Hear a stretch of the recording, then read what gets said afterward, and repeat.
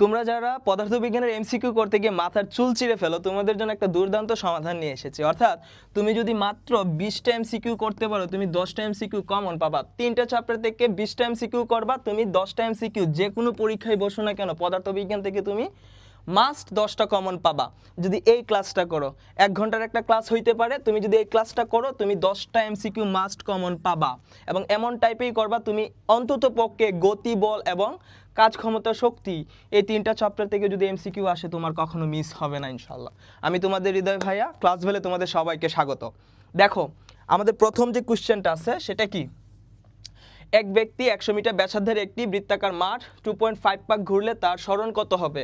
সরণের কথাটা একটু চিন্তা করো। সরণ মানে হচ্ছে কোনো একটা বস্তুর আদি অবস্থান থেকে বা কোনো একটা ব্যক্তির আদি অবস্থান থেকে শেষ অবস্থানের মধ্যবর্তী দূরত্ব। অর্থাৎ তুমি ধরো হচ্ছে এ অবস্থান থেকে বি অবস্থানে যাবা, এই দিক ঘুরে টুরে এইভাবে গেলা, এটা হচ্ছে তোমার দূরত্ব। হ্যাঁ, এটা দূরত্ব একটা স্কেলার রাশি, এর কোনো দিক নাই। আর এটা হচ্ছে তোমার সরণ। সরণ একটা ভেক্টর রাশি, মানে এ থেকে ভিতে গেলা, সরল রৈখিক দূরত্ব, আদি অবস্থান থেকে শেষ অবস্থানের দূরত্ব। এখন তোমার কোশ্চেনটা তুমি বুঝতেছো যে তোমার সরণ বের করতে হবে। এখন দেখো এটা কি হইল, এক ব্যক্তি কি করছে, 100 মিটার ব্যাসার্ধে 2.5 পাক ঘুরছে। 2.5 পাক ঘুরছে একটা বৃত্ত। তাহলে চিন্তা করো, একটা বৃত্ত যদি 2.5 পাক ঘুরে, এই যে এটা হচ্ছে আমার বৃত্ত। হ্যাঁ, এই বৃত্তের 2.5 পাক ধরো হচ্ছে এইখান থেকে যাত্রা শুরু করলো। তাহলে এইখান থেকে যদি যাত্রা শুরু করে, তুমি চিন্তা করো সে যখন এই যে ঘোরা শুরু করলো, এই যে ঘোরা শুরু করলো, ঘুরতে ঘুরতে ঘুরতে ঘুরতে এইখানে আসলো, এক পাক, একটা সম্পূর্ণ পথ ঘুরলো না। তুমি ধরো হচ্ছে এইভাবে আসো, এখন তুমি এই পুরো জায়গাটা ঘুরলা, আবার এই আগের জায়গায় এসে দাঁড়াইছো। তার মানে কি, তোমার আদি অবস্থান আর শেষ অবস্থানের মধ্যে কোনো পার্থক্য আছে? কোনো পার্থক্য নাই। তুমি যে অবস্থানে ছিলা এক পাক ঘুরে সেই অবস্থানে আসো, তাহলে সরণ কত হইল? 0। তাহলে একবার হইছে 0। এখন আবার ঘুরলা, এইখানেই আসলা, তাহলে 2 পাক ঘুরছো, আবার ঘুরে এইখানে এসে দাঁড়াইছো, তোমার কোনো সরণ হইছে? সরণ হয় নাই। দূরত্ব হইছে, তুমি একটা অতিক্রান্ত দূরত্ব এখানে হইছে তোমার, যে ধরো হচ্ছে 2 পাই আর হচ্ছে একবার ঘুরলে, তাহলে 2 বার ঘুরলে 4 পাই আর হবে, তাই না? এরকম না, 2 বার ঘুরলে 2 দিয়ে গুণ দিব। এটা কিন্তু তোমার দূরত্ব হইছে, বাট দূরত্ব তো এখানে বের করতে বলে নাই, তোমাকে বলছে সরণ কত। সরণেরটা মাথায় রাখবা। এখন তুমি চিন্তা করো, সে যদি 2 বার ঘুরে এইখানে আসে, তাহলে আমার তো 2.5 পাক ঘুরতে হবে। 2 পাক ঘুরলে এইখানে আসছে, তাহলে আরও হচ্ছে 0.5, মানে অর্ধেক ঘুরবে। তাহলে একবার ঘুরলে পুরো বৃত্ত ঘুরে, আর 0.5 ঘুরলে কত হবে? অর্ধেক বৃত্ত ঘুরবে। তার মানে এইটুকু হচ্ছে আমার তার শেষ অবস্থান, এটা হচ্ছে আমার ভি। তাহলে সে আসলে আলটিমেটলি একবার ঘুরলো এইখানে, আর একবার ঘুরে আসলো এইখানে, আর একবার অর্ধেক যখন ঘুরলো এইখানে এসে থামলো। তার মানে তার এটা হচ্ছে রৈখিক সরণ। বুঝতে পেরেছ? এটা হচ্ছে তার রৈখিক সরণ বা সর্বনিম্ন পথ। তাহলে এটার ব্যাসার্ধ কত? ব্যাসার্ধ হচ্ছে 100 মিটার। তাহলে 100 মিটার যদি ব্যাসার্ধ হয়, দেখো তো এ বি কি, এই বৃত্তটার ব্যাস না? তাহলে কত হবে? 2 × 100, কত হইলো? 200 মিটার হচ্ছে এটার অ্যান্সার। তুমি এইভাবেও চিন্তা করতে পারো, যেহেতু এটা বৃত্তের ব্যাসার্ধ হচ্ছে 100, এটাও 100, এটাও 100, তাহলে দুইটা যোগ করে দিলে কত হয়? 200 মিটার। এখন একটা কথা বলি, তোমার 2.5 এর জায়গায় যদি 3.5, 5.5, 10.5, 1000.5ও দেয়, তোমার অ্যান্সার এইটাই হবে। কারণ কি? কারণ হইতেছে যখন সে পূর্ণ সংখ্যক বার ঘুরবে, ধরো 1000 বার ঘুরলো, 1000 বার ঘুরে সে এই অবস্থানেই থাকবে, এইখানেই থাকবে, এই জায়গাটাতেই থাকবে, এই জায়গাটাতে। তার মানে তার কোনো সরণ হবে না। যখন সে এই যে 0.5 ঘুরছে, তখনই তার একটা সরণ হইছে। হ্যাঁ, সে এইটুকু পথ আইসা এইখানে এসে থামছে। বুঝতে পারছো? তাহলে আমি বুঝাতে পেরেছি আশা করি। এই ধরনের ম্যাথ মাস্ট আসে পরীক্ষায়, তুমি স্টার দিয়ে রাখো 4-5টা, মাস্ট আসবে। তুমি যে টেস্টে বসতে যাচ্ছ এখানে পরীক্ষায় আসবে। ওকে, পরেরটাতে যাই, চলো পরেরটাতে যাই। একটি বস্তু একটি স্থান থেকে 4 মিটার সোজা পূর্ব দিকে গিয়ে সেখান থেকে সোজা উত্তর দিকে 3 মিটার অতিক্রম করলো। বস্তুটির দূরত্ব সরণের পার্থক্য কত? তুমি যখন খাতা কলমে অঙ্কটা করতে যাবা, তোমার প্রবলেম কয়েকটা হবে। প্রথম কথা হচ্ছে দূরত্ব কি, সরণ কি। তো দূরত্ব সরণের পার্থক্য আমি তোমাদেরকে বুঝাইছি। তারপরেরটা হচ্ছে তুমি উত্তর আর দক্ষিণ আর হচ্ছে তোমার পূর্ব পশ্চিম কিভাবে চিনবা। এর জন্য তুমি যদি খাতা কলম ছাড়া করো, যেখানেই দাঁড়াও না কেন, তুমি অলওয়েজ কাকতারুয়া সাজবা। এইভাবে কাকতারুয়া সাজবা, সাজতে পারবে না আমার মতো একটা কাকতারুয়া সাজবা। তারপর উপরের দিকে তাকায় বলবে এটা হচ্ছে উত্তর, আমার পায়ের দিকে হচ্ছে আমার দক্ষিণ। এটা বলতে পারবা না? এটা অবশ্যই বলতে পারবা।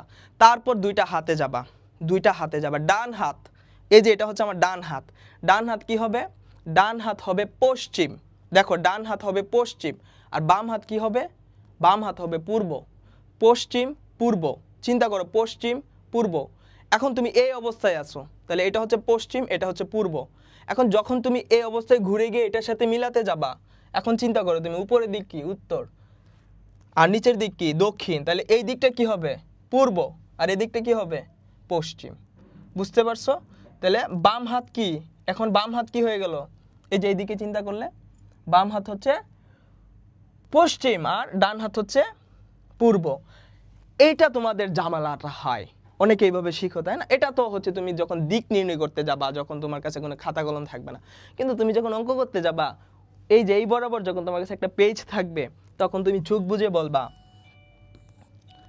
চোখ বুজে বলবা এটা হচ্ছে উত্তর, এটা হচ্ছে উত্তর, এটা হচ্ছে দক্ষিণ, হ্যাঁ এটা হচ্ছে দক্ষিণ, এটা হচ্ছে পূর্ব, আর এটা হচ্ছে পশ্চিম। পারবা না? এটা তো অন্তত পক্ষে পারবা। এখন তোমাকে আমি বলবো সবসময় এমসিকিউতে আগে এগিয়ে থাকার জন্য, অর্থাৎ তুমি তোমার সময়টা বাঁচানোর জন্য এইগুলা মনে মনে কল্পনা করবা, হ্যাঁ চোখ বুজে কল্পনা করবা, তাহলে বুঝবা যে পূর্ব উত্তর দক্ষিণ পশ্চিম, এইভাবে চিন্তা করবা। তাহলে সে কি করলো, এই বিন্দু থেকে বস্তুটা, এই বিন্দু থেকে বস্তুটা এই দিক বরাবর গেল কত মিটার, 4 মিটার, তারপর এইখান থেকে এইখানে গেল কত মিটার, 3 মিটার। আচ্ছা এইটা দেখার পর তোমার কাছে মনে হচ্ছে না যে এইখান থেকে যখন এইখানে গেল আর এইখান থেকে যখন এইখানে গেল, এই দুইটা হচ্ছে আমার দূরত্ব, আমার কোনো দিকের কথা বলে নাই, আমি যেইভাবেই যাইতে পারি এইখানে। এটা হচ্ছে আমার 4 + 3, এটা হচ্ছে আমার দূরত্ব, দূরত্ব কত 7, তো 7 বের করে কি অ্যান্সার করে দিবা এটা? এই ভুলটা অনেকেই করে, এই ভুল করা যাবে না, কিন্তু আমাকে পার্থক্য বের করে দেখায় তারপর বলতে হবে এটা কত হয়। এখন তোমার সরলরৈখিক দূরত্বই তো হচ্ছে, ধরো হচ্ছে এটা এ বিন্দু, তাহলে উ এ হচ্ছে তোমার সরলরৈখিক দূরত্ব, মানে সরণ, এই সরণ বের করে দেখাইতে হবে। এখন সরণ বের করে দেখাইতে গেলে তোমাদের ম্যামে তোমাদেরকে পড়াইছে না, পিথাগোরাসের যদি মানগুলো থাকে 3 4 এর সাথে কত হয় 5 হয়, 5 12 13 হয়, মুখস্থ শিখেছে। এটা আসলে ম্যাম শেখানোর অন্যতম একটা কারণ হচ্ছে তোমরা যেন দ্রুত এমসিকিউ সমাধান করতে পারো, কারণ এই সময়টা তো তুমি পাবা না যে তুমি পিথাগোরাসের সূত্রটা এখানে ইউজ করবা যে উ এ = √4² + 3² দুইটা বাহুর বর্গের যোগফল, হ্যাঁ অপর দুইটা বাহুর বর্গের যোগফল, এর বর্গমূল এখানে বের করলা, তাহলে এটা কত হইল √16 + 9 মানে √25, তাহলে ওভারঅল কত হইল 5, তার মানে তার সরণ কত হয়েছে 5। আর ম্যাম শিখেছিল 3 4 5, মানে 3 4 যদি এই দুইটা হয় তাহলে বড় যে বাহুটা আছে অতিভুজ সেটা 5 হবে, ঠিক আছে, এই যে 5। তাহলে আমার সরণ ছিল 7 আর আমার দূরত্ব ছিল 7 আর সরণ হয়েছে 5, তাহলে এর পার্থক্য কত হবে 7 - 5 = 2। অনেকে হয় 5 বের করে 5 অ্যান্সার করবে, না হয় 7 বের করে 7 অ্যান্সার করবে, অথচ অ্যান্সার হবে কত 2। পার্থক্য কথাটা ভুলে যাবে, দেখবে না। বুঝতে পারছো? কারণ তাড়াহুড়া করতে গেলে এত তাড়াহুড়া করা যাবে না যে আমি পুরো প্রশ্নটা পড়তে পারবো না। বুঝতে পারছো আশা করি? হ্যাঁ, তারপরে আসো, এইটা দেখো, এই কোশ্চেনটা প্রথম কোশ্চেনটার মতো, হ্যাঁ যেভাবে আসুক না কেন সেটা তোমরা পারবা এখন আমি আশা করি। 100 মিটার ব্যাসার্ধ বিশিষ্ট একটি বৃত্তাকার পথ একবার ঘুরে আসতে এক ব্যক্তির সময় লাগে 2 মিনিট। 1 মিনিট ঘোরার পর তার সরণ কত হবে? একটু কল্পনা করো, 2 মিনিটে যদি সে একবার ঘুরে, এইখান থেকে 2 মিনিটে 100 মিটার ব্যাসার্ধ বিশিষ্ট একটি বৃত্তাকার পথ একবার ঘুরে আসতে তার সময় লাগে 2 মিনিট। তাহলে 2 মিনিটে সে এই এ অবস্থান থেকে ঘুরে পুরা আবার আগের জায়গায় যায়, পুরা আগের জায়গায় যাইতে তার সময় লাগে 2 মিনিট। 2 মিনিট, এখানে একটা সময়ের ব্যাপার আছে, হ্যাঁ এখানে দূরত্ব সরণের পরও একটা সময়ের ব্যাপার আছে, তাহলে 2 মিনিটে যায়। তাহলে 1 মিনিট ঘুরবে কতটুকু? 2 মিনিটে যদি বৃত্ত পুরাটা ঘুরে, মানে এই পুরো জায়গাটা ঘুরে, তাহলে 1 মিনিটে সে ঘুরবে হচ্ছে তার অর্ধেক, ওই বৃত্তটার অর্ধেক, এটাই তো তুমি জানো। তাহলে এই অর্ধেক যখন সে ঘুরবে, সে আলটিমেটলি এ অবস্থান থেকে বি অবস্থানে আসবে। দেখো 2 মিনিটে ঘুরছে পুরাটা আর 1 মিনিটে ঘুরছে হচ্ছে তার অর্ধেক, তাহলে অর্ধেক ঘোরা মানে কি এটা না? তাহলে 100 মিটার ব্যাসার্ধ বিশিষ্ট, তাহলে এইটুকু তার ব্যাসার্ধ 100 মিটার, তাহলে ব্যাসের সমান সে সরণ ঘটাইছে, তাহলে এটাও 100, তার মানে ওভারঅল হচ্ছে কত 200 মিটার। এটার অ্যান্সারও 200 মিটার। বুঝতে পারছো কি না? ক্লিয়ার না বিষয়টা তোমাদের? তোমরা এর আগে যেই টাইপটা বা কনসেপ্টটা বুঝতে পেরেছো, ওই কনসেপ্ট থেকেই কিন্তু এই ম্যাথটা আসছে। আশা করি এগুলো তোমরা পারবা। এরপরে আসো এটাতে 10টা স্টার দাও, টোটাল 10টা স্টার দাও। তোমাকে যদি কোনো টিচার চায়, তুমি যেই স্কুল থেকে পরীক্ষা দাও না কেন, যে বোর্ড থেকে পরীক্ষা দাও না কেন, কোনো টিচার যদি চায় যে তাকে আমি এমসিকিউতে 1 মার্ক দিব না, তাহলে এই ম্যাথটা দিতে পারে, এই এমসিকিউটা তোমাদের জন্য দিতে পারে। বুঝতে পারছো? তো এটা একটু ভালোভাবে বুঝো। 10 মিটার ব্যাস বিশিষ্ট বৃত্তাকার পথে পরিধির 1/4 অতিক্রম করলে সরণ কত হবে? পরিধির 1/4 সে অতিক্রম করবে। চিন্তা করো তুমি এবার, চিন্তা করো এবার, একটা বৃত্তাকার মাঠ বা পথ, তার পরিধি হচ্ছে পুরাটা, সে এখান থেকে যাত্রা শুরু করলো। আচ্ছা, 1/4 বলতে আমি কি বুঝি? আমি যদি এই পুরা বৃত্তটাকে টোটাল 2টা রেখা দিয়ে 4টা ভাগ করে ফেলি, ঠিক আছে, যদিও সোজা হয় নাই, তাহলে 1/4, এটা হচ্ছে 1 অংশ, 1 অংশ, 1 অংশ, 1 অংশ, টোটাল 4 অংশ মিলে একটা হইতেছে, তাহলে 1/4 মানে হচ্ছে একটা অংশ। সে যদি এই দিকে 1/4 ঘুরে, এই দিকে যদি 1/4 ঘুরে, চিন্তা করো, তাহলে সে এ অবস্থান থেকে বি অবস্থানে আসবে না? বি অবস্থানে আসবে। আমাকে বের করতে হবে সরণ। আমি কি বের করব? এখানে আমার দূরত্ব, যেটার পরিধি টোটালটা যদি ঘুরে, তাহলে আমার ব্যাস দেওয়া আছে, ব্যাসার্ধ হবে কত? 5, তাই না? ব্যাস দেওয়া আছে। এই ভুলটাও করবে বাচ্চারা, যে 5 হচ্ছে এখানে ব্যাসার্ধ। অনেকে এটার ব্যাসার্ধ না, মানে এটারই ব্যাসার্ধ মনে করে অঙ্ক করে দিয়ে আসবে, কিন্তু এটা হচ্ছে আমার 2 দিয়ে ভাগ করে আমার ব্যাসার্ধ নিয়ে আসতে হবে। হ্যাঁ, ব্যাস যদি 10 মিটার হয়, 2 দিয়ে ভাগ করে আমার 5 হবে ব্যাসার্ধ, এটা তোমরা জানো। দেখো, তাহলে সে ঘুরছে কতটুকু আলটিমেটলি? এ থেকে বিতে। তাহলে এ থেকে বি এর সরলরৈখিক পথ কোনটা? এটা না, এটা না, তাহলে সরলরৈখিক পথই তো তার সরণ। তাহলে 1/4 অতিক্রম করলে সরণ কত হবে? 1/4। এখন তুমি চিন্তা করো, এই পুরাটা কত ছিল? এটা ব্যাস ছিল না 10 মিটার। তাহলে এইখান থেকে যদি আমি চিন্তা করি, এটা 5, এটা 5, এটা 5, এটাও কত? 5 না? তার মানে এ উ বাহু আর বি উ বাহু কত? 5 মিটার করে। তাহলে তুমি চিন্তা করো, এটা অতিভুজ না? এ বি অতিভুজ না? এটা একটা সমকোণী ত্রিভুজ। পিথাগোরাসের উপপাদ্য এখানে ইউজ করা যায় না? যায় কিন্তু। তাহলে তুমি দিবা কি? A B is equal to √5² plus 5²। ওইটা আবার খুঁজতে যায় না, কারণ এটা তোমাকে বের করে দেখাইতে হবে। আর যারা ক্যালকুলেশনে দক্ষ বা বারবার এগুলো করবে, এই ক্লাসগুলো যদি তুমি করো, তুমি ক্যালকুলেশন ইজিলি করতে পারবা। দেখো, অনেকেই করবে কি, 5² মানে হচ্ছে 25 প্লাস 5² মানে হচ্ছে 25, তাহলে কত হয় টোটাল? 50। 50কে তুমি রুট করলে কত হয় সেটা আবার অনেকে ক্যালকুলেটরে চেপে ডিরেক্টলি অ্যান্সার নিয়ে আসবে। তো তুমি যখন একটু বড় হবা, তোমাকে ক্যালকুলেটর দেওয়া হবে না। হ্যাঁ, বিভিন্ন ভর্তি পরীক্ষায় তোমাকে ক্যালকুলেটর দিবে না। তো এখন থেকে যদি তুমি এইগুলা মুখে মুখে করো, ক্যালকুলেটর থেকে দ্রুত করতে পারবা। কিভাবে? ধরো হচ্ছে এটা আছে, এখন 2টা 5² না, তাহলে 2 5², 2 5² ইন্টু আকার আছে। হ্যাঁ, 2 5², চিন্তা করো। তো 2 5² হইলে কি হয়? এই যে 2 আর হচ্ছে রুট, তার মানে √2, আর 5² মানে হচ্ছে রুট, আর উপরে আছে রুট, তাহলে স্কোয়ারের রুটে কি কাটা না? 5√2। তো তোমরা তো ক্যালকুলেটরে চাপবা, আমি জানি 5√2কে চাপলে এটা হয় অ্যান্সার। বুঝতে পারছো? তোমাকে যদি বলে যে না, তোমাকে এটা আমি দিবই না, এটা আমি দিবই না, যদি বলে যে 3/4 ঘুরছে, 3/4 ঘুরছে, তাহলে তার সরণ কত হবে?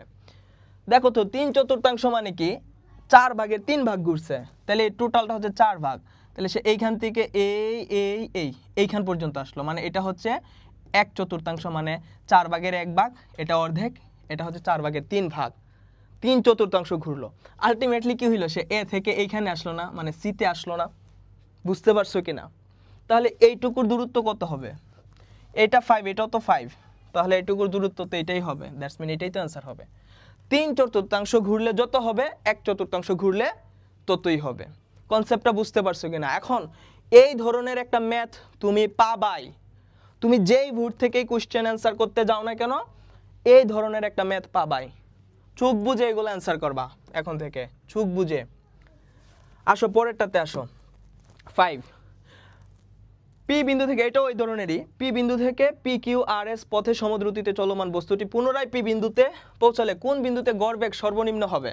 আচ্ছা, গড়বেগ মানে কি? সম্পূর্ণ পথের অতিক্রান্ত দূরত্ব না, তাই না? তাহলে অতিক্রান্ত দূরত্ব হইলে হবে নাকি সরণ হবে? সরণ। গড়বেগ, এটা তো তোমরা জানো, গড়বেগ মানে কি? সরণ, সম্পূর্ণ সরণ ডিভাইডেড বাই সময়। আচ্ছা চিন্তা করো, সে যদি পুরাটা ঘুরে পিতে আবার আসে, পি থেকে যাত্রা শুরু করে, এই যে এইভাবে পি থেকে যাত্রা শুরু করে সে আবার পিতে পৌঁছাইলো, তাহলে তার স্মরণ কত বলো, পোজ করে বলো, স্মরণ হচ্ছে কত? 0। তাহলে তুমি কি দিবা? 0 ডিভাইডেড বাই, এখন সময় 1 কোটি হোক, এটার মান কত আসবে? 0ই আসবে। মানে সর্বনিম্ন হবে কোথায়? পি বিন্দুতে। গড়বেগ সর্বনিম্ন হবে কোথায়? পি বিন্দুতে। এছাড়া তুমি যদি কিউ বিন্দুর কথা চিন্তা করো, সে এটুকু স্মরণ ঘটাইছে। তুমি যদি আর বিন্দুর কথা চিন্তা করো, তাহলে সে এটুকু স্মরণ ঘটাইছে। তুমি যদি এস বিন্দুর কথা চিন্তা করো, তাহলে এটুকু স্মরণ ঘটাইছে। মানে একটা স্মরণ থাকবে, স্মরণ শূন্য হবে না। তাহলে সর্বনিম্ন হবে পি বিন্দুতে, কারণ সে যখন পুরা পথ ঘুরে আবার পি বিন্দুতে আসলো, তখনই তার স্মরণ শূন্য। স্মরণকে যদি আমি সময় দিয়ে, মানে শূন্যকে সময় দিয়ে যদি ভাগ করি, যতই সময় হোক না কেন, তার গড়বেগ সর্বনিম্ন হবে, মানে 0 হবে। বুঝতে পারছো? তাহলে অ্যান্সার হবে পি বিন্দুতে সর্বনিম্ন। এরপরে আসো, এই জিনিসটা দেখে তোমাদের হাসি পাচ্ছে অনেকের হয়তো, যে এটা আবার দেওয়া লাগে নাকি 72 কিলোমিটার পার আওয়ার। এটা তো আমরা সবাই জানি যে হচ্ছে 72 যদি থাকে, এটার সাথে হচ্ছে আমি 1000 গুণ দিব, ডিভাইডেড হচ্ছে আমরা সময় দিয়ে যদি ভাগ করি 3600 হয়। অনেকে তো আবার 60 × 60 দেয়, তাই না? তো আমি তোমাদেরকে যে কথাটা বলবো, ভাই তোমাকে ওই টাইমটা দিবে না যে তুমি 72-এর সাথে 1000 গুণ দাও, তারপর হচ্ছে 60 × 60 দাও, অর্থাৎ ঘন্টাকে তুমি সেকেন্ডে নিয়ে যাও। এটা হচ্ছে কিলোমিটার পার আওয়ার, তুমি কিসে নিয়ে যাবা? মিটার পার সেকেন্ডে নিয়ে যাবা। এখন একটু কল্পনা করো তো, 72 থেকে এটাকে দিলে, এই যে এটা কাটলা, এটা কাটলা, তাহলে কি থাকলো? 720 ডিভাইডেড হচ্ছে 30। আর তুমি ক্যালকুলেটরে চাপলে হচ্ছে ভিন্ন কথা। আচ্ছা ক্যালকুলেটরে চাপলেও যদি তুমি 72 × 1000 ডিভাইডেড বাই 3600 তুলো, তোমার একটা টাইম লাগবে। তোমার এইখানে যে সংখ্যাটা থাকবে, আমি তোমাদেরকে কিভাবে শেখাচ্ছি দেখো, তোমরা আরও সময় কিভাবে কম লাগাইতে পারো। এখানে 72, 108, 54 যতই থাকুক না কেন, তোমরা যে কাজটা করবা, 72 যদি থাকে, 72কে সোজা 3.6 দিয়ে ভাগ করে দিবা ক্যালকুলেটরে চাপলে। বুঝতে পারছো? ক্যালকুলেটরে চাপলে ডিরেক্টলি 72কে যত কিলোমিটার পার আওয়ারকে নিতে বলবে, তুমি তাকে 3.6 দিয়ে ভাগ করে দিবা, সহজেই মান চলে আসবে। এটা হচ্ছে 20। আবার তুমি যদি ক্যালকুলেটর ছাড়া করতে চাও, তাহলে চিন্তা করো 72, এখানে উপর থেকে 2টা শূন্য, নিচ থেকে 2টা শূন্য, শেষ, কাটা গেল। তাহলে 72কে যদি 36 দিয়ে ভাগ করি 2, 10 দুগুণে 20, শেষ, 20 মিটার পার সেকেন্ড।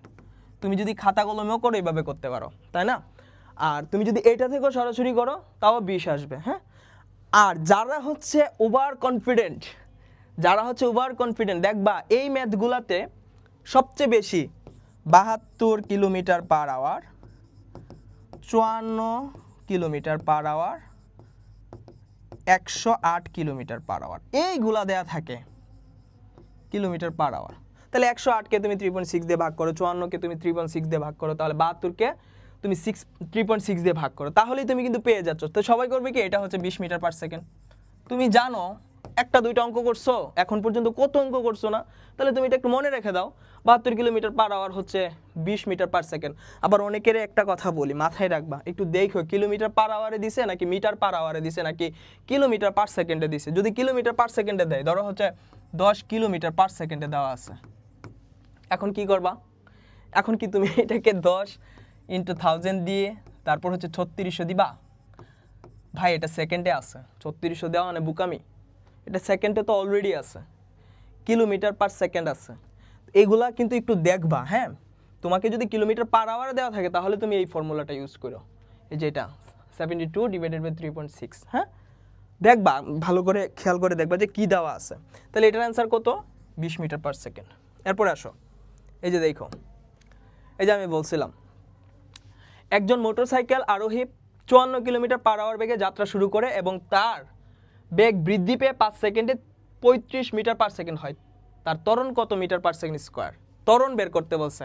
এখন ত্বরণ সম্পর্কে তোমরা কি জানো? ত্বরণ সম্পর্কে জানো যে কোনো একটা বস্তু কিংবা কোনো একটা গাড়ির বেগ যদি সময়ের সাথে বৃদ্ধি পায়, তাহলে তার ত্বরণ হয়, মানে বস্তুটার ত্বরান্বিত হয়, বস্তুটার একটা ত্বরণ থাকে।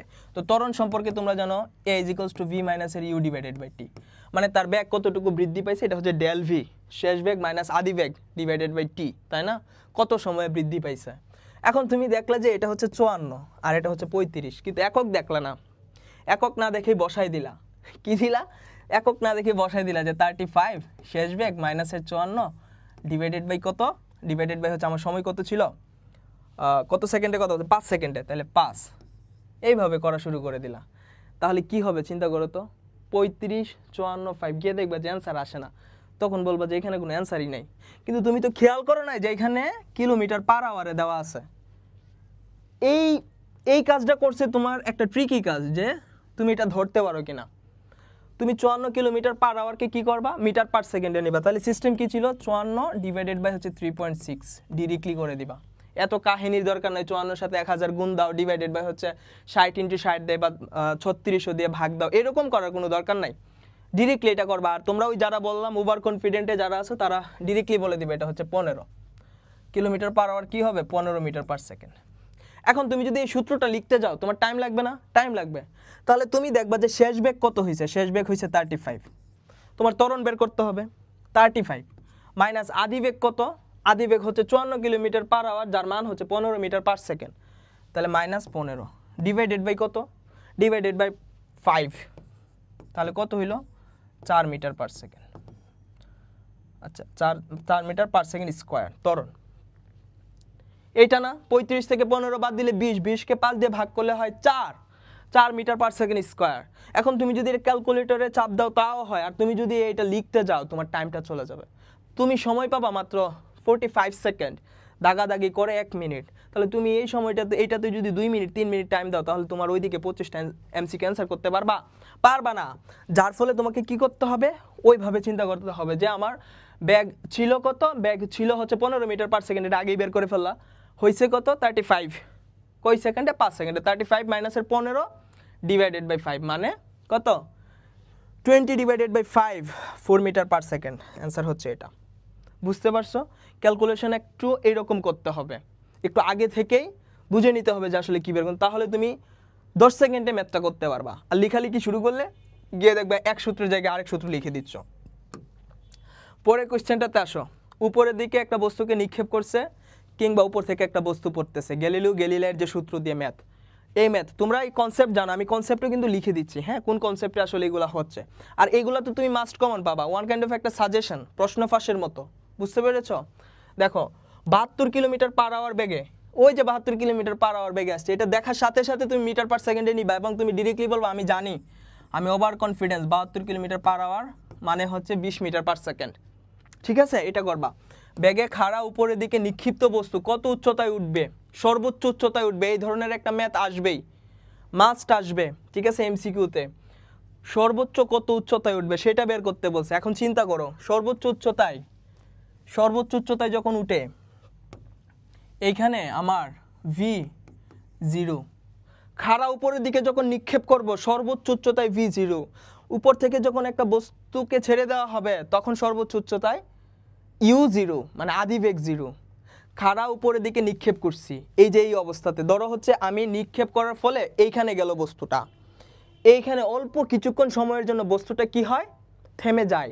তখন ওই যে নিক্ষেপ করছিলাম একটা ব্যাগে কত 20 মিটার পার সেকেন্ড, উপরের দিকে যখন নিক্ষেপ করছি 20 মিটার পার সেকেন্ড, তখন আমি 20 মিটার পার সেকেন্ড হচ্ছে আমার আদিবেগ।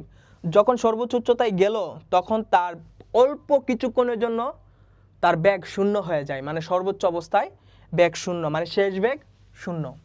তাহলে আদিবেগ আছে, আদিবেগ ইউ সমান 20 মিটার পার সেকেন্ড, এটা কিন্তু 72 কিলোমিটার পার আওয়ার থেকে আসছে, দিলাম। বুঝতে পারছো? এখন উপরের দিকে নিক্ষেপ করলাম সর্বোচ্চ, এখন উপর থেকে যখন আমি ছেড়ে দিতে চাইবো তাহলে ছেড়ে দিলাম, তাহলে আদিবেগ তখন কত, শূন্য, কারণ সেটা স্থির অবস্থায় আছে, স্থির অবস্থা থেকে আমি ছেড়ে দিলাম। বুঝতে পারছি, এই কনসেপ্টটা ক্লিয়ার রাখো। অনেকে বলে যে শেষ বেগ শূন্য, আবার আদিবেগ শূন্য, নিক্ষেপ করলে শেষ বেগ শূন্য উপরের দিকে, আবার উপর থেকে ছেড়ে দিলে আদিবেগ শূন্য। ওকে, ক্লিয়ার? তাহলে বেগে খাড়া উপরের দিকে নিক্ষিপ্ত বস্তু কত উচ্চতায় উঠবে, তাহলে আমি ধরলাম এই উচ্চতায় উঠবে। তাহলে এইখানে অলওয়েজ একটা জি আছে না, জি কি করতেছে, খাড়া উপরের দিকে যখন নিক্ষেপ করি তখন অভিকর্ষ বলের বিরুদ্ধে কাজ করে, যার ফলে জি এর মান হয় নেগেটিভ। তোমরা সূত্র ইউজ করছো যে জি এর আগে সবসময় নেগেটিভ দিয়ে দিবা যখন খাড়া উপরের দিকে নিক্ষেপ করব, পরন্ত বস্তু সূত্রের সাথে, তাই না? তাহলে এইচ ইজ ইকুয়ালস টু আমরা কি জানি, তোমরা যদি ওই সূত্র ইউজ করতে যাও, আমরা যদি এই সূত্রে ut plus half gt square, t আছে নাই, তাহলে চোখ বুঝে তো এই সূত্র ইউজ করা যাবে না। তাহলে টি ছাড়া কোনটা করা যায়, দেখো v is equals to u plus gt. কেন প্লাস দিব আমি, কারণ আমার এখানে হচ্ছে মাইনাস, যে উপরের দিকে আমি নিক্ষেপ করছি, উপরের দিকে নিক্ষেপ করছি, that's mean v is equals to u minus gt দিয়ে দিব সোজা। বুঝতে পারছো? তো ইউ মাইনাস জিটি যদি আমি দিয়ে দেই, এখন চিন্তা করো ইউ কত, 20 মাইনাস, আচ্ছা আমি বের করবো ওটা কি শেষ বেগ,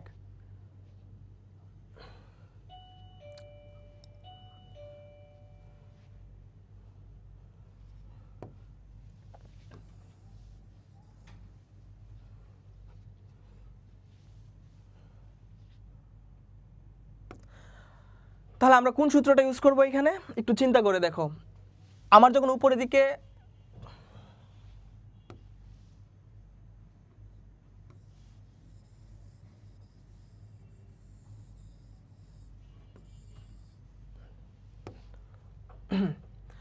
তাহলে এই ম্যাথটা দেখো 72 কিলোমিটার পার আওয়ার বেগে খাড়া উপরের দিকে, ওই যে পড়ন্ত বস্তু গ্যালিলিওর যে সূত্র, খাড়া উপরের দিকে নিক্ষিপ্ত বস্তু কত উচ্চতায় উঠবে, কত উচ্চতায় উঠবে, বুঝতে পারছো?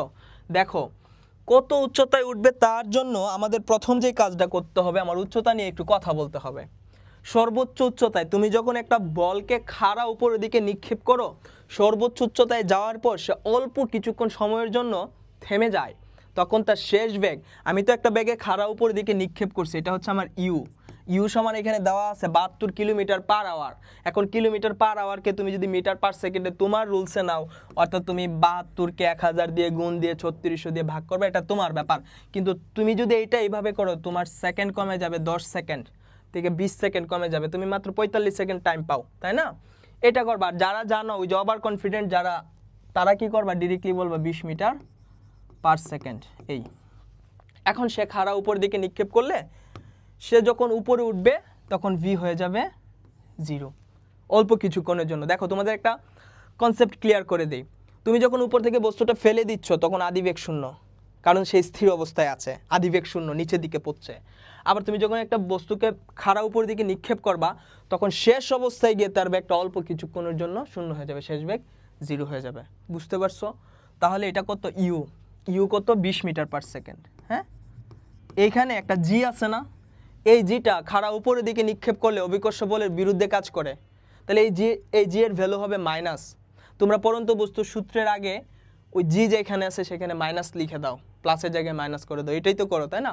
সিস্টেমটা এটাই, কারণ হইতেছে অভিকর্ষ বলের বিরুদ্ধে কাজ করে। আর যখন উপর থেকে পড়ে তখন জি পজিটিভ, কেন? কারণ অভিকর্ষ বলের প্রভাবে সে নিচের দিকে পড়তে থাকে, বুঝতে পারছো? তাহলে এখন আমি এখানে কোন সূত্র ইউজ করব? এইচ, আমার তো এইচ বের করতে হবে, এইচ হোয়াট, তাই না? দেখো এখন চিন্তা করো, আমি যদি এইচ বের করতে চাই কোন সূত্র ইউজ করব? H is equals to ut plus half gt square, এরকম। H is equals to ut minus half gt square, এরকম, কারণ খাড়া উপরের দিকে আছে। এখন টি তো নাই, তাহলে আমার এইচ বের করার জন্য একটা সূত্র আছে, v square is equals to u square minus 2gh। আমি একটু পরে দেখাচ্ছি তোমরা শর্টকাট কীভাবে করতে পারো। শর্টকাট বলতে আগে তুমি কনসেপ্ট বুঝো, কনসেপ্ট বোঝার পর শর্টকাট শিখবা। যদি এমনি শর্টকাট শিখো তাহলে পারবা না, মুখস্থ থাকবে না, বুঝতে পারছো? V square is equal to u square minus 2gh, তাহলে শেষ বেগ কত, 0 না? তাহলে আমি এটা 0 দিয়ে দিলাম, 0 is equal to u square মাইনাসের 2gh। তাহলে আমার এইচ বের করতে হবে, তাহলে আমি এই পুরো জিনিসটাকে এই সাইডে নিয়ে আসি, তাই না?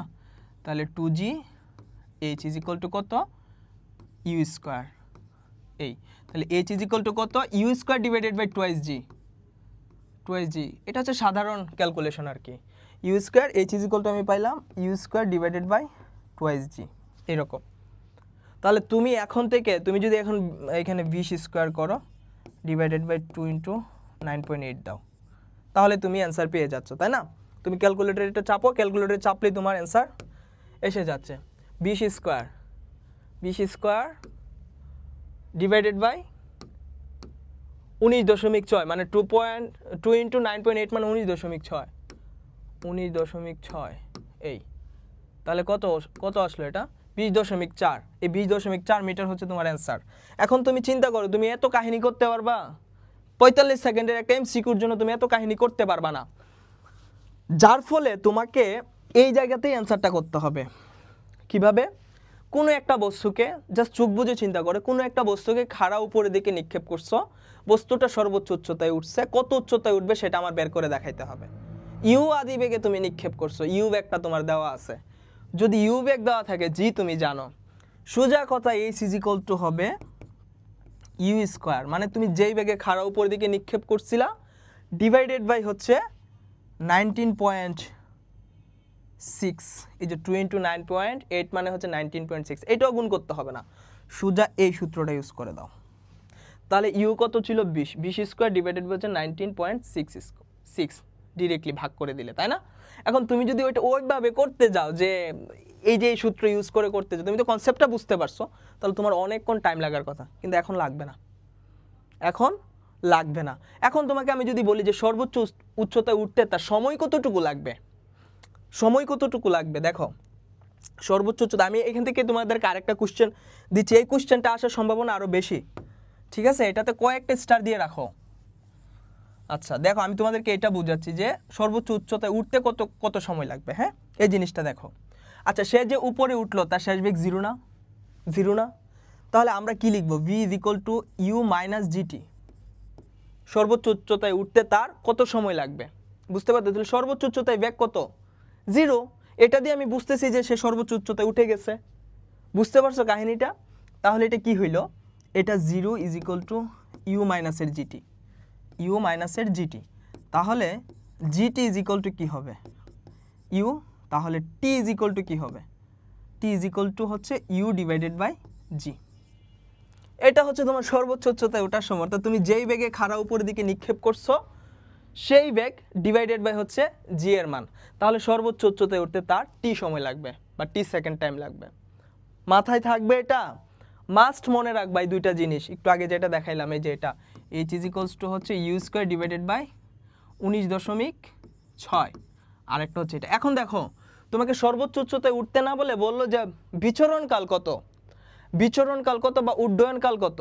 বিচরণকাল মানে হচ্ছে তুমি যে খাড়া ইউ বেগে নিক্ষেপ করছো সেটা এইখানে উঠলো, উঠার পরে আবার নিচে নেমে আসলো, এই পুরো সময়টা এটা হচ্ছে বিচরণকাল বা উড্ডয়নকাল।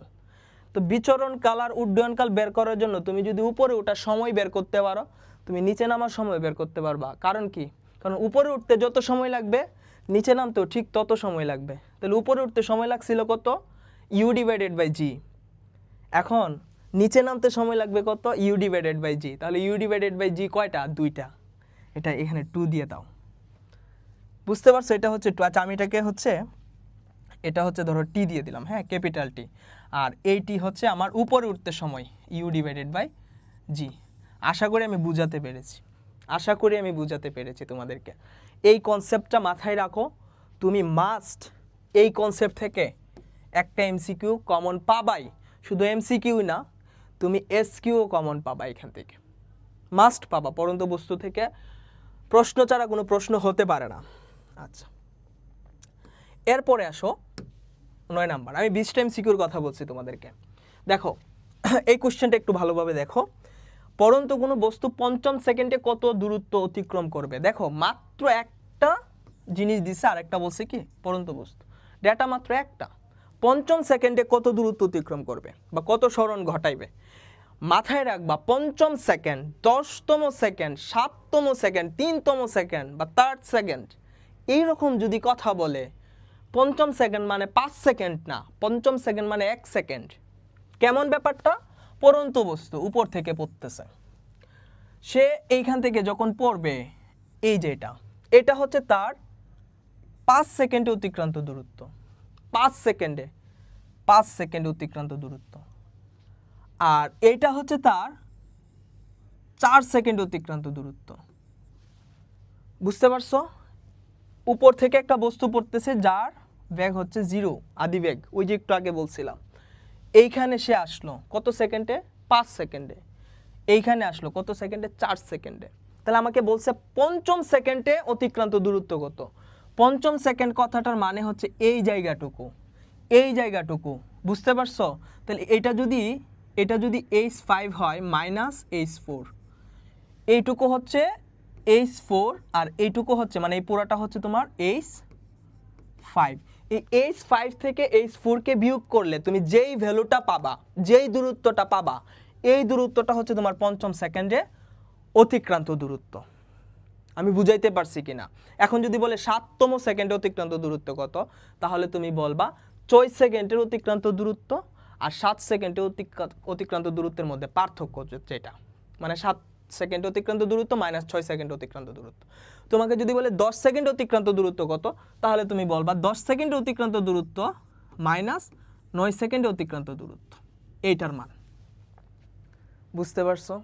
এখন তোমাকে তো 5 সেকেন্ড অতিক্রান্ত দূরত্ব বের করতে হবে, তাহলে এই সূত্র কোনটা ইউজ করবা? দেখো এটা কিন্তু অনেক বড় একটা ম্যাথ, তুমি এমসিকিউতে করবা, আমি সহজে শেখাচ্ছি। হ্যাঁ, কিভাবে করবা দেখো। এইচ ইজ ইকুয়াল টু তুমি যদি ডিরেক্টলি ইউজ করো কোন সূত্রটা ইউজ করবা? সেকেন্ডের হিসাব, তাই না? তাহলে ut h is equal to ut plus half gt square plus half gt square, এই সূত্রটা ইউজ করে দিবা। তাহলে সে কত সেকেন্ডে আসলো? 5 সেকেন্ড অতিক্রান্ত দূরত্ব। তাহলে টি এর ভ্যালু কত হবে? 5। ইউ এর ভ্যালু কত? 0। সে যখন 5 সেকেন্ডে অতিক্রান্ত দূরত্ব বের করবো, আমার ইউ এর ভ্যালু 0, দ্যাটস মিন আমার হাফ জি, টি কত? 5 স্কোয়ার। লিখতে পারবা না? এই আবার যদি 4 সেকেন্ডের বেলায় বলি তাহলে 4। এই ক্ষেত্রেও কিন্তু আমার ইউ এর ভ্যালু কত? 0, কারণ সে উপর থেকেই পড়তেছে, 4 সেকেন্ডে সে এত দূরত্ব অতিক্রম করবে। ধরো এ পয়েন্ট থেকে এই বি পয়েন্টে আসলো এটা, আর সি পয়েন্টে আসলো এটা। 5 সেকেন্ডে আসলো হচ্ছে সি পয়েন্টে, আর বি পয়েন্টে আসলো হচ্ছে 4 সেকেন্ডে। তাহলে এই দূরত্বটা হবে কত? h4 হবে হাফ জি, 4 সেকেন্ডে, দ্যাটস মিন 4 স্কোয়ার। তাহলে আমি কি বলছিলাম? আমার 5তম সেকেন্ডে অতিক্রান্ত দূরত্ব হবে h5 minus h4, h5 minus h4। তাহলে h5 কত পাইছে? হাফ জি 5 স্কোয়ার মাইনাস হাফ জি 4 স্কোয়ার, এটা না? এখন এইখান থেকে কি কমন যায়? তোমরা অনেকেই মান বসাই দিবা, 5 এর মান বসাই দিবা, 4 এর মানও বসাই দিবা, মানে 5 বসাই দিয়ে বলবা 5 স্কোয়ার মানে 25, ভাগ করে দিবা 12.5 জি, আবার এখানে বলবা হচ্ছে 16 মানে 8.5 জি, এরকম করবা, তাই না? বাট এটা না করে তুমি এইভাবে করো, তাহলে তোমার জন্য সুবিধা হবে। আমি একটু পরে দেখাইতেছি। 4 স্কোয়ার দেখো এখন কি করবা? হাফ জি মানে কত? 9.8, আর এটা কত? 5 স্কোয়ার মাইনাস 4 স্কোয়ার মানে হচ্ছে 9। 5 square 25 minus 4 square 16, that's mean 9 হয়। হ্যাঁ, তাহলে আমি ডিরেক্টলি 9 দিয়ে দিলাম। এখন এইটাকে অ্যান্সার করলে যা আসে তাই তোমাদের অ্যান্সার, তুমি সরাসরি করতে পারতেছো। 5 আর 6 4। হ্যাঁ, এখন চিন্তা করো কি করবা। এই ধরনের অঙ্ক আসতে পারে। তোমাকে যদি বলে 7তম সেকেন্ডে অতিক্রান্ত দূরত্ব কত? 7তম সেকেন্ডে অতিক্রান্ত দূরত্ব কত? তাহলে তুমি ডিরেক্টলি করবা যে অতিক্রান্ত দূরত্ব h is equal two h7 minus h6, এটা করতে পারবা না? এখন এটা কত হবে? এখন কি এটা মান বসাবা? মান বসানোর টাইম নাই, সোজা লিখবা হাফ ইন্টু জি। তাহলে 7তম সেকেন্ডের কথা বলছে, দ্যাটস মিন 7 স্কোয়ার মাইনাস 6তম সেকেন্ড, এই যে এইটা যত আসে সেটাই অ্যান্সার। 7 7 49, 6 6 36, 49 থেকে 36 বিয়োগ দিয়ে দিলে যেটা আসে সেটা এটার সাথে গুণ করে দেবে 9.8 এর সাথে। ক্লিয়ার কিনা বলো বিষয়টা? ক্লিয়ার কিনা? এটা কিন্তু অনেক বড় একটা ম্যাথ। এই ম্যাথ করতে গেলে তোমার 1 পেজ লাগে। এটা 4 মার্কের জন্য আসতে পারে, আবার এটা এমসিকিউ দিয়ে দেয়। তাহলে তুমি কি শর্টকাট এটা করতে পারবে না? 7তম সেকেন্ডে আর হচ্ছে 6তম সেকেন্ডে বের করে বিয়োগ করে দিবা। বুঝতে পারছো? আচ্ছা, এরপরে আসো, এই যে একটু আগে যেটা দেখাইছিলাম তোমাদেরকে, বলছিলাম একটু আগে যে যদি আমাকে সময় বের করতে বলে এটা কিভাবে করবা? জি এর সমান বেগে, জি এর সমান বেগ মানে কি? 9.8 বেগে। 9.8 বেগে খাড়া উপর দিকে নিক্ষিপ্ত বস্তু পতিত হতে কত সময় লাগবে? পতিত হতে কত সময় লাগবে? T is equal to twice u divided by g ছিল। দেখো একটু আগে লিখছিলাম twice u divided by g. যদি উপরে উঠতে সময় লাগতো কত? T is equal to u by g. তাহলে পতিত হইতে মানে উপরে উঠছে আবার নিচে নামছে, তাহলে কত হবে? T is equal to u twice u divided by g. তাহলে টুয়াইস ইউ কত বেগে খাড়া উপরের দিকে নিক্ষেপ করছি? 9.8 ডিভাইডেড বাই জি এর মান 9.8, তাহলে কাটা থাকলো কত? 2 সেকেন্ড। 2 সেকেন্ড লাগবে মাত্র। তাহলে এত চিন্তা করে লাভ আছে? এত উপরে হ্যান চিন্তা করে লাভ আছে? আমি দেখবো যে পতিত হইতে, বিচরণকাল, উড্ডয়নকাল যদি 3টার কথা বলে এবং আমাকে একটা বেগ দেয়া থাকে কত বেগে উপরের দিকে উঠছে, directly twice u divided by g. যদি বলে উপরে উঠতে সর্বোচ্চ উচ্চতায় উঠতে কত সময় লাগবে? Small t is equals to u divided by g. যদি বলে সর্বোচ্চ কত উচ্চতায় উঠবে, তাহলে কি ছিল সূত্র? ইউ স্কোয়ার ডিভাইডেড বাই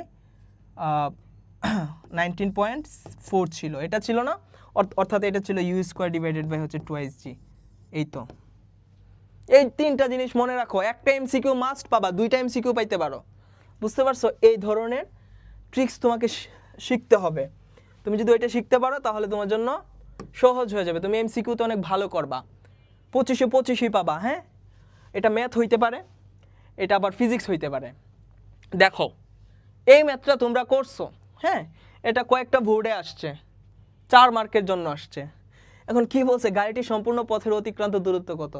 তো তুমি যখন 4 মার্কের জন্য এটা রিটেনে করতে যাও, কি করো দেখো, এটাতে স্টার দাও, 4-5টা স্টার দিয়ে দাও। হ্যাঁ, দিয়ে দিতে পারে এগুলো এমসিকিউতে।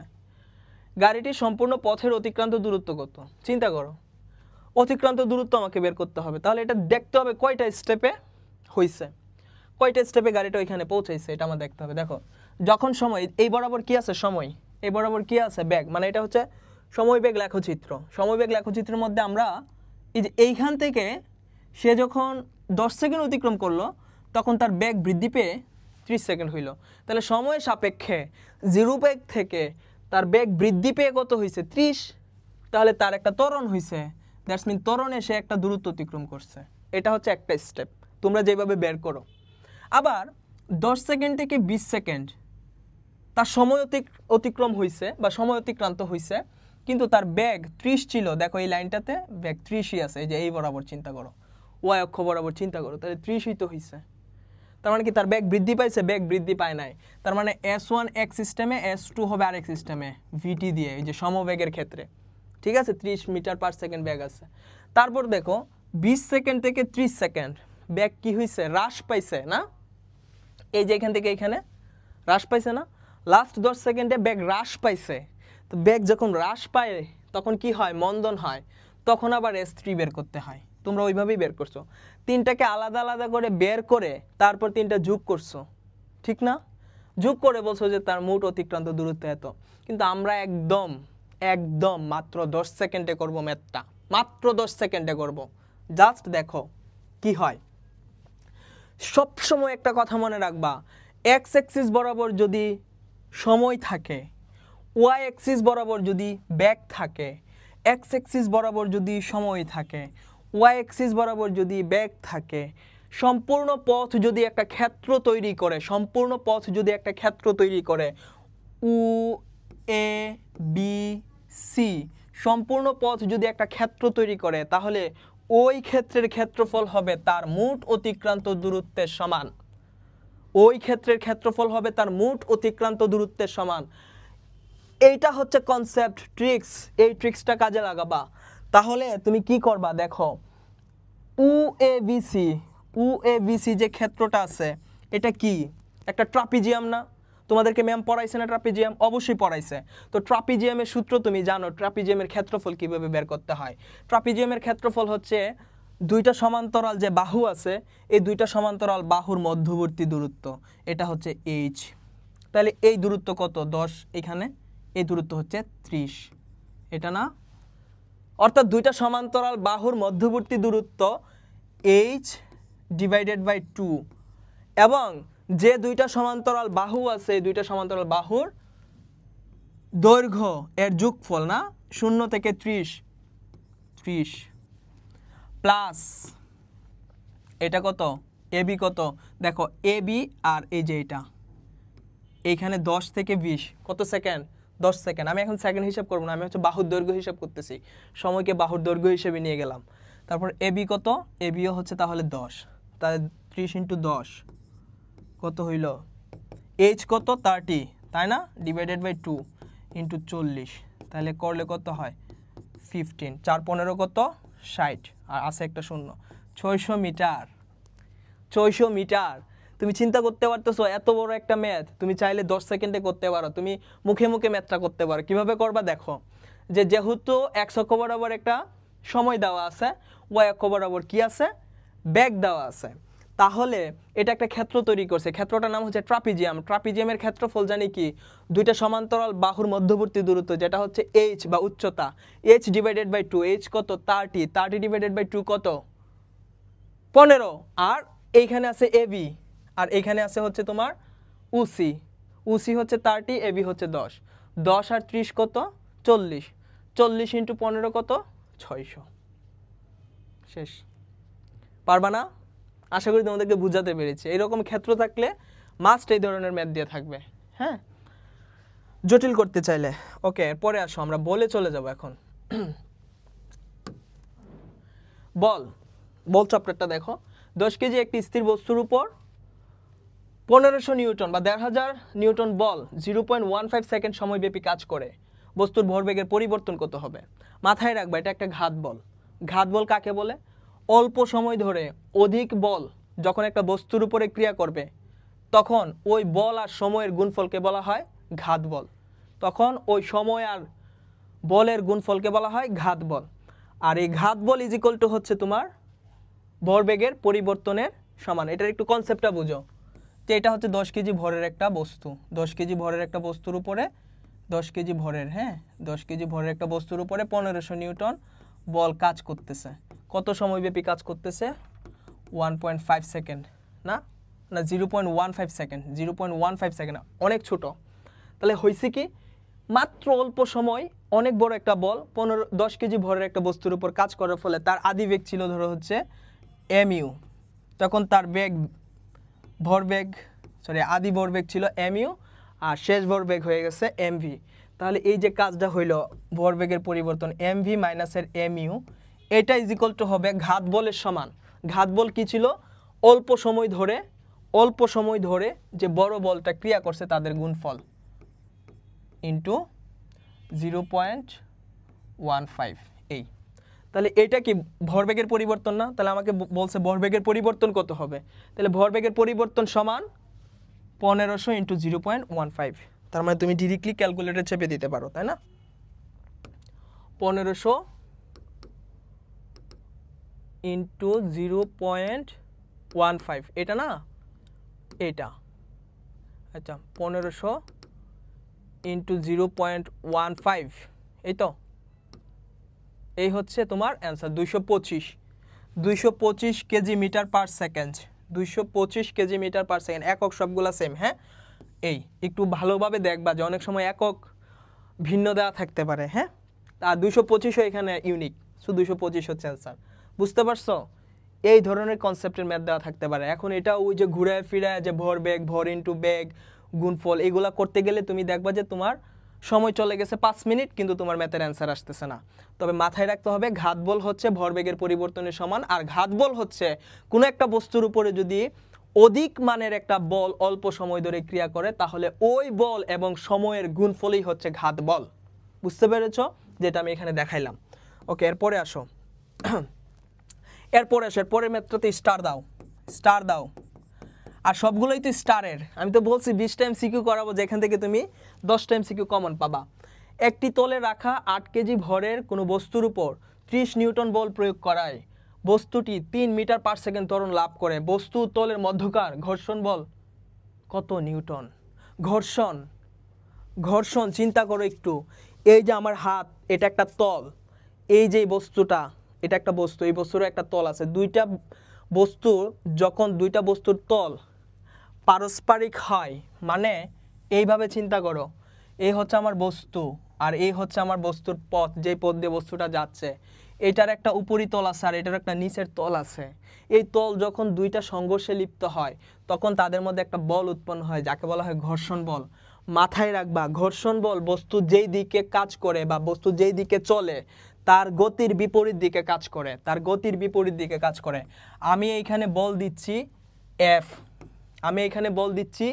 এফ। যখন এফ বল প্রয়োগ করলাম, সে আমাকে বাধা দিচ্ছে একটা বলে, যার নাম হচ্ছে এফ কে। এটা হচ্ছে ঘর্ষণ বল। যেই বলটা বাধা দিবে সেটা হচ্ছে ঘর্ষণ বল। তারপরেও বস্তুটা যদি সামনের দিকে চলে, তখন তার মধ্যে যে বলটা কাজ করে, যেই বলের কারণে সেটা সামনের দিকে এগিয়ে যায়, তার নাম হচ্ছে কার্যকরী বল। বুঝতে পারছো? কার্যকরী বল মানে হচ্ছে এফ প্রাইম। এই ক্লিয়ার বিষয়টা? এই কার্যকরী বলের কারণে 8 কেজি ভরের উপরে 3 মিটার পার সেকেন্ড ত্বরণ হইছে, কিন্তু আমাকে বের করতে হবে ঘর্ষণ বল কত। তুমি মাথায় রাখবা, আমি বল প্রয়োগ করছি এফ, এটা হচ্ছে আমার প্রদত্ত বল বা প্রযুক্ত বল। বুঝতে পারছো? প্রযুক্ত বল হচ্ছে আমার এফ ইজ ইকুয়াল টু হবে ঘর্ষণ বল, যেই বলটাকে কাটায় আমি সামনের দিকে যাচ্ছি, ওই ঘর্ষণ বল হচ্ছে আমার এফ কে, প্লাস যেই বলে কাজ করছি, যেই বলটা কার্যকর হয়েছে এফ প্রাইম। বুঝতে পারছো? তাহলে আমার বের করতে হবে কোনটা, এটা না? এই যে f k is equal to, বল চ্যাপ্টারের জন্য এই কনসেপ্ট আমি ভালোভাবে তোমাদের জন্য ক্লাস নিয়েছি, তোমরা জাস্ট কমেন্ট করো, তোমাদেরকে এই ক্লাস দেওয়া হবে। তাহলে দেখো এফ এফ মাইনাসের কি হবে, এফ প্রাইম হবে। তাহলে এফ কত, কত নিউটন বল দিচ্ছিলাম আমি, যেটা হচ্ছে আমার প্রযুক্ত বল ছিল, 30 নিউটন বল দিছিলাম। তাহলে 30 মাইনাসের এফ প্রাইম, এফ প্রাইম মানে হচ্ছে কি এম এ, ঠিক আছে, এম এ প্রাইম। তাহলে এম কত, 8 ইন্টু 3, তাহলে কত 30 মাইনাসের 24, তাই না? তাহলে কত হইল 6 নিউটন হচ্ছে অ্যান্সার। এখন থেকে যদি তোমার আসে পরীক্ষায়, তাহলে তুমি কি করবা, প্রযুক্ত বল কত নিউটন, 30 নিউটন, আর আমার ঘর্ষণ বল বের করতে হবে। তাহলে আমার কার্যকরী বল কত, 8 ইন্টু 3 কত 24, 30 থেকে 24 বিয়োগ করে দিবা, যা আসবে সেটাই অ্যান্সার। বুঝতে পারছো? এই যে সুজাই এই হিসাবটা করবা, এইখান থেকে হিসাব করবা। তোমরা তো বুঝেই গেছো, তাই না? আশা করি বুঝাতে পেরেছি। এটাও কিন্তু পরীক্ষায় আসবে মাস্ট, ঠিক আছে, স্ক্রিনশট দিয়ে রাখো, পরীক্ষায় আসবে। আচ্ছা, এরপরে আসো আমরা কি করব। দেখো এই ম্যাথটা দেখো, এই ম্যাথটাতে কি বলছে, বস্তুদের মিলিত বেগের মান কত হবে। এখন মিলিত বেগ বের করার জন্য তুমি ডিরেক্টলি সূত্র ইউজ করে দিতে পারো। এখন সূত্রটা লিখতে তো টাইম লাগে না? তুমি দেখবা দুইটা বস্তু কি পারস্পরিক সংঘর্ষ লাগছে নাকি এক দিক থেকে সংঘর্ষ লাগছে, অর্থাৎ একই দিকে চলতেছে দুইটা বস্তু, একটা আরেকটাকে পিছন থেকে ধাক্কা মারছে। এই যদি হয় তাহলে দুইটা পজিটিভ হবে, আর যদি দুইটা বিপরীত দিক থেকে আসে তাহলে একটা নেগেটিভ হবে। এখন তুমি যে কোনো একটাকে নেগেটিভ ধরো, তো তুমি যদি এটাকে নেগেটিভ, এটাকে পজিটিভ, এটাকে নেগেটিভ ধরো, তাহলে মিলিত বেগ সোজা হিসাব করবা। তোমরা জানো মিলিত বেগ ইকুয়ালস টু হচ্ছে mv মাইনাসের m1 v1 মাইনাসের m2 v2 ডিভাইডেড বাই হচ্ছে m1 প্লাস m2। এটা জানো, এই সূত্রটা লিখতেও তোমাদের সমস্যা হয়। তুমি দেখবা দুইটা বস্তু, ঠিক আছে, বা দুইটা গাড়ি, এর কি আছে, ভর আছে, এর কি আছে, বেগ আছে। ওই আদি ভর বেগের কথা চিন্তা করে না, যদি মিলিত বেগ চাই, আর মিলিত বেগই বেশি চাই, মিলিত বেগটাই বেশি চাই। তাহলে 4 ইন্টু কত 12, তাহলে 4 বর্গ কত 48, মাইনাস সোজা কথা মাইনাস, কারণ বিপরীত দিক থেকে আসতেছে, 424 ডিভাইডেড বাই কত, দুইটা যোগফল 10, তার মানে 24 ডিভাইডেড বাই 10, তাই না, 2.4 মিটার পার সেকেন্ড। সোজা ওইভাবে করবা, এত কাহিনী এইভাবে লিখবা যে v is equals two m1 v1 বা m2 v2 মাইনাসের m1 v1 ডিভাইডেড বাই হচ্ছে এরকম লিখবা যে m1 প্লাস m2। ভাই এই টাইমটা পাবা কই তুমি, এটা এইভাবে লিখা আর এইভাবে গুণ করার টাইমটা পাবা কই? তুমি এই টাইম পাবা না, তাহলে তোমার করতে হবে কি, এইভাবে করতে হবে। বুঝতে পারছো? মাথায় রাখো। এরপরে আসো একক থেকে একটা কোশ্চেন আসে। এখন একক তুমি মুখস্থ করো, মুখস্থ করলে তোমার প্রচুর প্যারা খাবা, তুমি মুখস্থ করলে মনে থাকবে না। আরেকটা প্যারা আছে, নিচের কোনটি কাজের একক, বলো কাজের একক কি, জুল, এটা বলবা না? এটাই তো কাজের একক, এখানে জুল কই, এখানে তো জুলই নাই, তাহলে কি অ্যান্সার নাই এটাতে? তো অবশ্যই অ্যান্সার আছে, কারণ আমরা এটার যেই মূল বিষয়, অর্থাৎ যেভাবে আমরা একক বের করব সেই পদ্ধতিতে যেতে হবে, তাহলেই পারবা, ঠিক আছে? একক জিনিসটা কীভাবে বের করবে দেখো, নিচের কোনটি কাজের একক, কাজ মানে কি, W ইকুয়ালস টু FS। আমি সংজ্ঞায় গেলাম না, সংজ্ঞায় অনেক কথা বলতে হয়। W equals to FS, F মানে কি, বলের একক কি, নিউটন, তাহলে নিউটনও তো নাই, তাহলে আমার বলকেও ভাঙতে হবে, তাই না? কারণ লব্ধ রাশিকে ভেঙে ভেঙে আমাকে মৌলিক রাশিতে যেতে হবে। তাহলে MAS, তাহলে M মানে কি, কেজি, তাহলে প্রথম কেজি পাওয়া গেছো, কেজি আছে। এ মানে হচ্ছে মিটার পার সেকেন্ড স্কোয়ার, তাই না? একক তো জানো, এটার একক তো জানো, এর একক জানো না? ত্বরণের একক তো তোমরা জানো, মিটার পার সেকেন্ড স্কোয়ার। আর স্মরণ কত, স্মরণ হচ্ছে মিটার, তার মানে kg metre square per second square, kg metre square per second square. কোথায় আছে এটা তো নাই দেখা যাইতেছে, kg metre square per second square আছে তো, তাই না? এটা হচ্ছে অ্যান্সার। বুঝতে পারছো? একক এইভাবে বের করবা।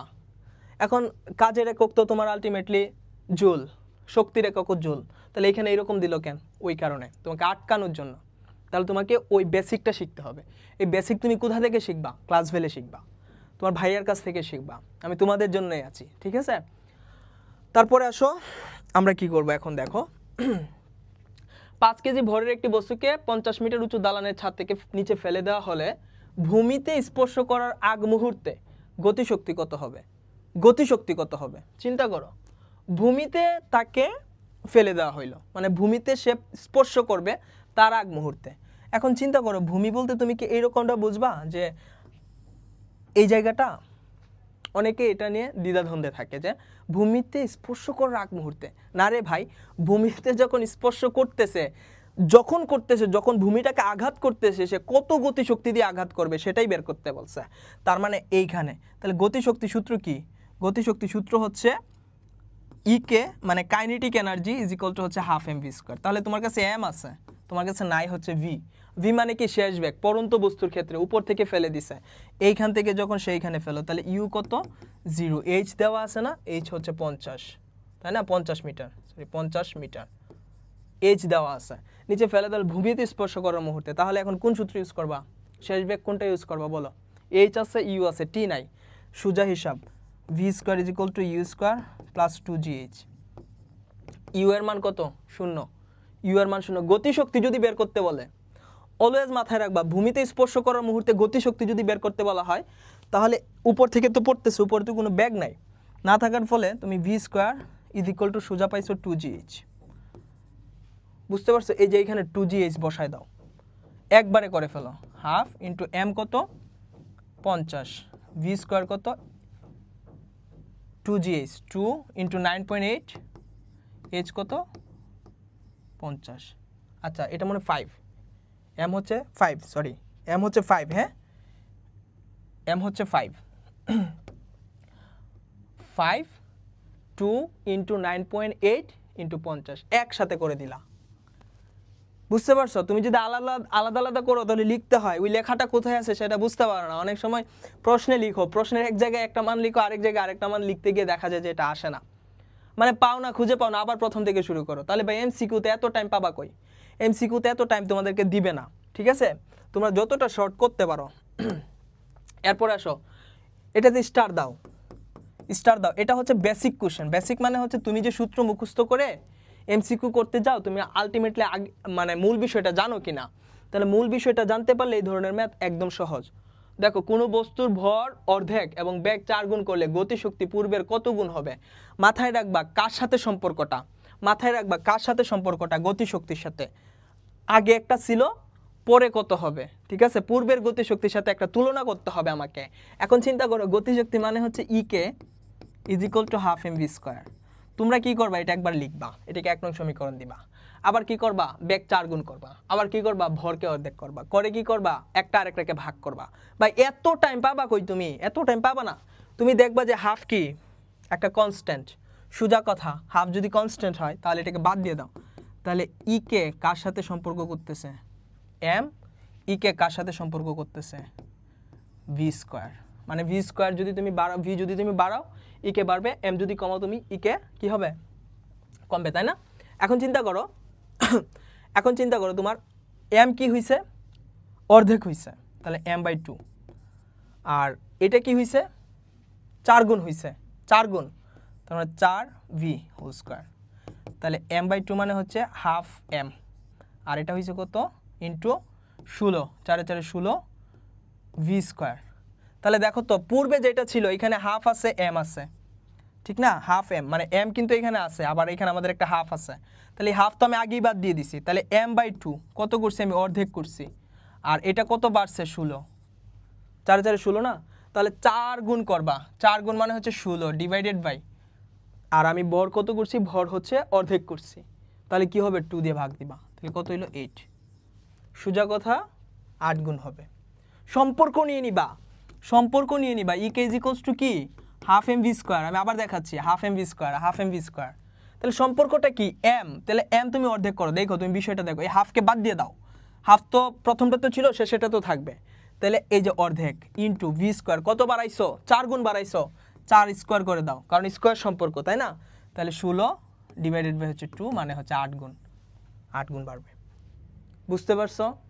বুঝতে পারছো? এখন যদি বলতো যে ভর বাড়াইছে 2 গুণ, ভর বাড়াইছে 2 গুণ, তার মানে এখানে হবে 2 ইন্টু, আর গতিশক্তি, গতিশক্তি বাড়াইছে হচ্ছে 4 গুণ। বা 5 গুণ বাড়াইছে ধরো, তাহলে 5 স্কয়ার, তাহলে 2 × 5 স্কয়ার মানে কত গুণ বাড়বে? 50 গুণ বাড়বে। সম্পর্ক, ওইরকম সম্পর্ক দিয়ে তোমাদের ম্যাথ আসবে। হ্যাঁ, তোমরা এগুলা করতে পারো আশা করি।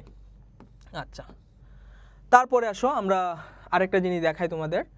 এই যে এটা দেখো, বস্তুর গতিশক্তি ভরবেগের মধ্যে সঠিক সম্পর্ক কোনটি? তো এটা তোমরা মুখস্থ করে যাও, অনেক সময় মুখস্থ থাকে না, না থাকার কারণে তোমাদের একটু প্রবলেম হয়। তো এটা মুখস্থ না করে তুমি দেখো গতিশক্তি ভরবেগের মধ্যে সম্পর্ক, তাহলে ইকে মানে কি? ইকে মানে কি? ইকে ইজ ইকুয়ালস টু হচ্ছে half m v square, half m v square. তো তুমি একটু কাজ করো, তুমি উপরে একটা এম গুণ করো, এম গুণ করো, আর ভি স্কোয়ার তো আছেই, তাই না, ডিভাইডেড বাই 2। তাহলে উপরে একটা এম তো তুমি চাইলেই গুণ করতে পারবা না, ওইটাকে আবার নিচে ভাগ করে দাও, দিলা। তাহলে এম ইন্টু এম মানে কি? M square v square divided by 2 m. আচ্ছা, এম ভি মানে কি? P is equal to m v না?